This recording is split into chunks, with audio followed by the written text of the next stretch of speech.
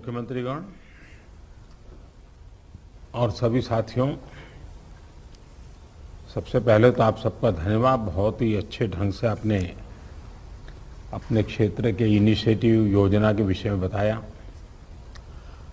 Corona की second wave से लड़ने के लिए एक प्रकार से जिलों के आप सबसे प्रमुख योद्धा है। 100 वर्षों में आई इस सबसे बड़ी आपदा में हमारे पास जो संसाधन है उनका बेहतर से बेहतर उपयोग करके आपने इतनी बड़ी लहर का मुकाबला किया है। साथियों, आपसे बातचीत की शुरुआत में मैं आपको वो दिन याद दिलाना चाहता हूं जब आप इस सेवा में आने के लिए तैयारी कर रहे थे। आप याद करिए, जब आप सिविल सर्विसेज या अन्य परीक्षाओं के लिए जुटे थे तो आप अपने परिश्रम पर, अपने काम करने के तरीके पर सबसे ज्यादा विश्वास करते थे। आप जिस भी क्षेत्र में रहे हो वहां की छोटी छोटी बारीकी से परिचित होते हुए आप सोचते थे कि मैं इस दिक्कत को इस तरह दूर करूंगा। आपकी यह सोच आपकी सफलता की सीढ़ी भी बनी। आज परिस्थितियों ने आपको अपनी क्षमताओं की नई तरह से परीक्षा देने का अवसर दिया है। अपने जिले की छोटी सी छोटी दिक्कत को दूर करने के लिए पूरी संवेदनशीलता के साथ लोगों की समस्याओं का समाधान करने के लिए आपकी यही भावना काम आ रही है। हां, कोरोना के इस काल ने आपके काम को पहले से कहीं अधिक चैलेंजिंग और डिमांडिंग बना दिया है। महामारी जैसी आपदा के सामने सबसे ज्यादा अहमियत हमारी संवेदनशीलता और हमारे हौसले की ही होती है। इसी भावना से आपको जन जन तक पहुंचकर जैसे काम कर रहे हैं उसको और अधिक ताकत से और अधिक बड़े पैमाने पर करते ही रहना है। साथियों, नए नए चैलेंजेस के बीच हमें नए नए तौर तरीकों और समाधानों की जरूरत होती है और इसलिए ये जरूरी हो जाता है कि हम अपने स्थानीय अनुभवों को साझा करें और एक देश के रूप में मिलकर के हम सब काम करें। अभी 2 दिन पहले ही मेरी अन्य कुछ राज्यों के अधिकारियों से भी मुझे बात करने का मौका मिला था। उस बैठक में अनेक सुझाव, अनेक समाधान अलग अलग जिलों के साथियों की तरफ से आए हैं।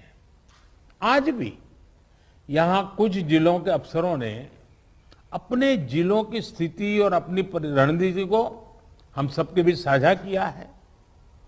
जब फील्ड पर मौजूद लोगों से बातचीत होती है तो ऐसी अभूतपूर्व परिस्थितियों से निपटने में बहुत अधिक मदद मिलती है। बीते कुछ समय में ऐसे अनेक सुझाव मिले हैं। अनेक जिलों में परिस्थिति के अनुसार कई इनोवेटिव तरीकों की भी जानकारी आप लोगों से मिली है। गांवों में कोरोना टेस्ट की सुविधा अधिक से अधिक लोगों तक पहुंचाने के लिए मोबाइल वैन का तरीका कई लोगों ने अपनाया है। स्कूलों, पंचायत भवनों को कोविड केयर सेंटर्स में परिवर्तित करने का कुछ लोगों ने इनिशिएटिव लिया है। आप लोग खुद गांव-गांव जाते हैं, वहां की व्यवस्थाओं की निगरानी करते हैं, आप ग्रामीणों से बात करते हैं, तो इससे जो वहां का सामान्य नागरिक है या वहां के गांव के जो एक प्रकार से लीडर लोग हैं, 5 होते हैं, 10 होते हैं, 15 होते हैं, अलग अलग क्षेत्र के होते हैं, उनको जब शंकाओं का समाधान होता है और डायरेक्टली आपके साथ जुड़ते हैं तो उनका आत्मविश्वास अनेक गुना बढ़ जाता है। सारी आशंकाएं एक प्रकार से आत्मविश्वास में बदल जाती है। आपकी मौजूदगी से, आपके संवाद से गांव में ये डर निकल जाता है कि कुछ हो गया तो हम कहां जाएंगे, हमारा क्या होगा। आपको देखते ही तो सारा मन उसका बदल जाता है। इससे लोगों में साहस के साथ ही अपने गांव को बचाने की जागरूकता भी बढ़ती है। और मेरा आग्रह है, हमें गांव-गांव यही संदेश पक्का करना है कि हमें अपने गांव को कोरोना से मुक्त रखना है और लंबे अरसे तक जागरूकता से प्रयास करना है। साथियों, बीते कुछ समय में ये बात सही है कि देश में एक्टिव केस कम होने शुरू हुए हैं। आप भी अपने जिले में अनुभव करते होंगे कि 20 दिन पहले जो एकदम से आपके ऊपर प्रेशर आया था, अब आपको भी काफी महसूस होता होगा बदलाव। लेकिन आपने इन 1.5 सालों में ये अनुभव किया हुआ है कि जब तक ये संक्रमण माइनर स्केल पर भी मौजूद है, तब तक चुनौती बनी रहती है। कई बार जब केस कम होने लगते हैं तो लोगों को भी लगता है कि अब चिंता की बात नहीं, वो तो चला गया। लेकिन अनुभव दूसरा है। टेस्टिंग और डिस्टेंसिंग जैसे मेजर्स को लेकर लोगों में गंभीरता कम न हो, इसके लिए सरकारी तंत्र, सामाजिक संगठन, जनप्रतिनिधि, इन सबके बीच में एक सामूहिक जिम्मेवारी का भाव हमें पक्का करना होगा और प्रशासन की जिम्मेवारी और बढ़ जाती है। कोविड एप्रोप्रिएट बिहेवियर जैसे मास्क पहनना, हाथ धुलना, जब इनमें कोई कमी नहीं आती, आपके जिलों में, आपके जिलों के बाजारों में, गांवों में कम से कम होने के बाद भी लोग सभी दिशा निर्देशों का पालन करते हैं, तो ये कोरोना से लड़ाई में बहुत मदद करता है। स्थितियों पर लगातार नजर रखने से जिले के सारे प्रमुख विभागों, जैसे पुलिस का विभाग हो, साफ सफाई की बात हो, इन सारी व्यवस्थाओं का, इनके बीच में बेहतर तालमेल और प्रभावी परिणाम स्वाभाविक रूप से निकलने लगते हैं।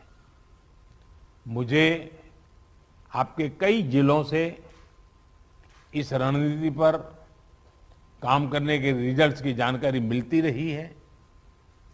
इन जगहों पर आपने वाकई बड़ी संख्या में लोगों का जीवन बचाया है।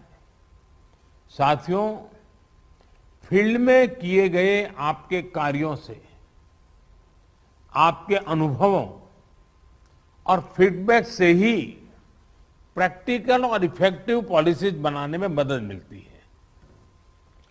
टीकाकरण की रणनीति में भी हर स्तर पर राज्यों और अनेक स्टेक होल्डर से मिलने वाले सुझावों को शामिल करके आगे बढ़ाया जा रहा है। इसी क्रम में स्वास्थ्य मंत्रालय की तरफ से 15 दिन के टीकों की उपलब्धता की जानकारी राज्यों को दी जा रही है। वैक्सीन सप्लाई टाइमलाइन की स्पष्टता होने से टीकाकरण से जुड़े मैनेजमेंट में आप सभी को और आसानी होने वाली है। मुझे विश्वास है कि हर जिले और वैक्सीनेशन सेंटर के स्तर पर सप्लाई और सुदृढ़ होगी। इससे टीकाकरण से जुड़ी अनिश्चितताओं को दूर करने में, पूरी प्रक्रिया को स्ट्रीमलाइन करने में बहुत मदद मिलेगी। वैक्सीनेशन का जो प्लान है, जो कैलेंडर है, उनको हम नियमित रूप से अलग अलग मीडिया प्लेटफॉर्म पर अधिक से अधिक साझा करेंगे तो लोगों को कम से कम परेशानी होगी। साथियों, पिछली महामारी हो या फिर ये समय, हर महामारी ने हमें एक बात सिखाई है। महामारी से डील करने के हमारे तौर तरीकों में निरंतर बदलाव, निरंतर इनोवेशन, निरंतर अपग्रेडेशन बहुत जरूरी है। ये वायरस म्यूटेशन में स्वरूप बदलने में माहिर है। एक प्रकार से बहुरूपिया भी है और ये वायरस धूर्त भी है। तो हमारे तरीके और स्ट्रेटेजी भी डायनेमिक होने चाहिए। साइंटिफिक लेवल पर हमारे वैज्ञानिक वायरस के बदलते स्वरूपों से निपटने के लिए दिन रात काम कर ही रहे हैं। वैक्सीन बनाने से लेकर एसओपीज और नई ड्रग्स बनाने तक लगातार काम हो रहा है। जब हमारी एडमिनिस्ट्रेटिव अप्रोच भी इतनी ही इनोवेटिव और डायनेमिक रहती है तो हमें असाधारण परिणाम मिलते हैं। आपके जिले की चुनौतियां यूनिक होगी, इसलिए आपके समाधान भी उतने ही यूनिक होने चाहिए। एक विषय वैक्सीन वेस्टेज का भी है। एक भी वैक्सीन की वेस्टेज का मतलब है किसी एक जीवन को जरूरी सुरक्षा कवच नहीं दे पाना। इसलिए वैक्सीन वेस्टेज रोकना बहुत जरूरी है। मेरा यह भी कहना है कि जब आप अपने जिले के आंकड़ों की समीक्षा करते हैं तो उसमें अर्बन और रूरल, इसको भी अलग अलग से आप गौर करें ताकि आपका फोकस रहे। इवन टीयर 2, टीयर 3 सिटी को भी अलग से उसका एनालिसिस करें ताकि आप फोकस वे में अपना स्ट्रेटेजी वर्कआउट कर सकते हैं। कहां कितनी ताकत लगानी है, किस प्रकार की ताकत लगानी है, ये बड़ी आसानी से आप कर पाएंगे। और इससे जब ये प्रकार से देखेंगे तो ग्रामीण इलाकों में कोरोना से निपटने में मदद मिलेगी। और मैं भी लंबे अरसे तक आप ही की तरह कुछ न कुछ काम करते करते यहां पहुंचा हूं। मेरा अनुभव है कि गांव के लोगों को अगर सही बात समय पर पहुंचा दी जाए तो वो बहुत रिलीजियसली उसको फॉलो करते हैं, बहुत रिलीजियसली। और जो शहरों में कभी कभी हमको किसी चीज को लागू करने में मेहनत पड़ती है, गांव में उतनी मेहनत नहीं पड़ती। हाँ, क्लैरिटी चाहिए, गांव के अंदर एक टीम बनानी चाहिए। आप देखिए वो परिणाम खुद दे देते आपको। साथियों, सेकंड वेव के बीच वायरस म्यूटेशन की वजह से अब युवाओं और बच्चों के लिए भी ज्यादा चिंता जताई जा रही है। अभी तक हमारी जो रणनीति रही है, आपने जिस तरह फील्ड में काम किया है, उसने इस चिंता को उतना गंभीर होने से रोकने में मदद तो की है, लेकिन हमें आगे के लिए और अधिक तैयार रहना ही होगा। और सबसे पहला काम आप कर सकते हैं कि अपने जिले में युवाओं, बच्चों में संक्रमण और उसकी गंभीरता के आंकड़े व्यवस्थित करें, अलग से उस पर रेगुलर आप एनालिसिस कीजिए। आप स्वयं भी, मेरा सभी आप प्रमुख अधिकारियों से आग्रह है कि आप स्वयं भी उसका आकलन करें। इससे आगे के लिए तैयारी करने में मदद मिलेगी।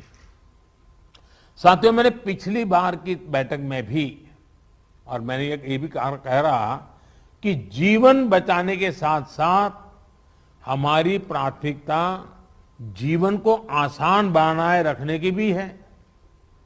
गरीबों के लिए मुफ्त राशन की सुविधा हो, दूसरी आवश्यक सप्लाई हो, काला बाजारी पर रोक हो, ये सब इस लड़ाई को जीतने के लिए भी जरूरी है और आगे बढ़ने के लिए भी आवश्यक है। आपके पास पिछले अनुभवों की ताकत भी है और पिछले प्रयासों की सफलता का मोटिवेशन भी है।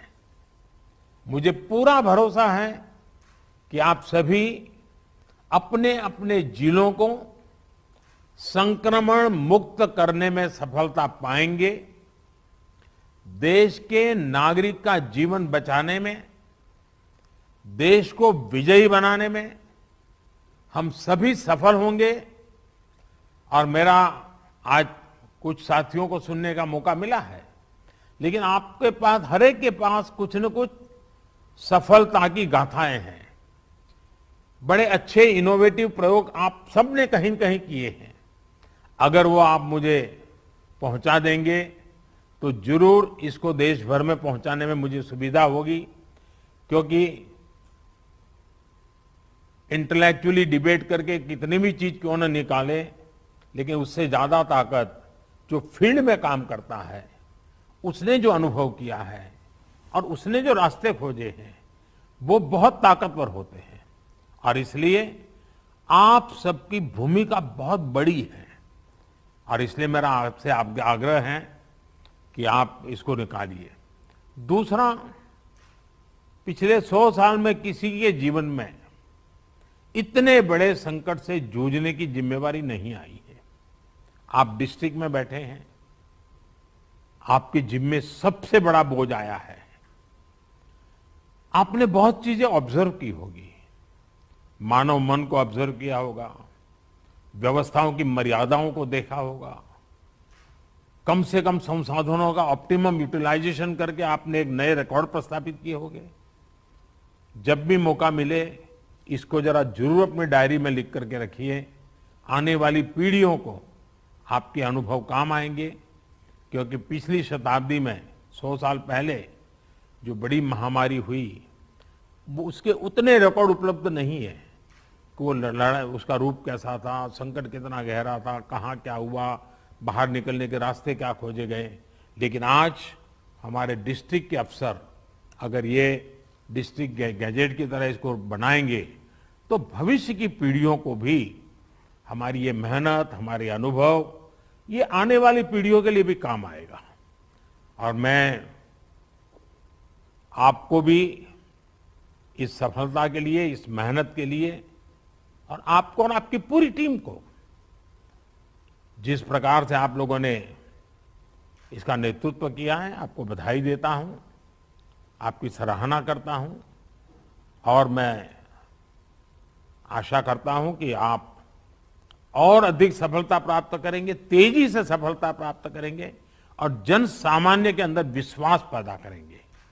सामान्य मानवीय का विश्वास विजय की सबसे बड़ी जड़ी बूटी है, सबसे बड़ी जड़ी बूटी है। इससे बड़ी जड़ी बूटी नहीं हो सकती है और ये काम आप आसानी से कर सकते हैं। आप स्वस्थ रहें, कार्य का बोझ आपको ज्यादा है, मैं अनुभव करता हूं। अब बारिश की सीजन आएगी तो और एक सीजनल जो प्रेशर रहता है वो तो बढ़ने ही वाला है।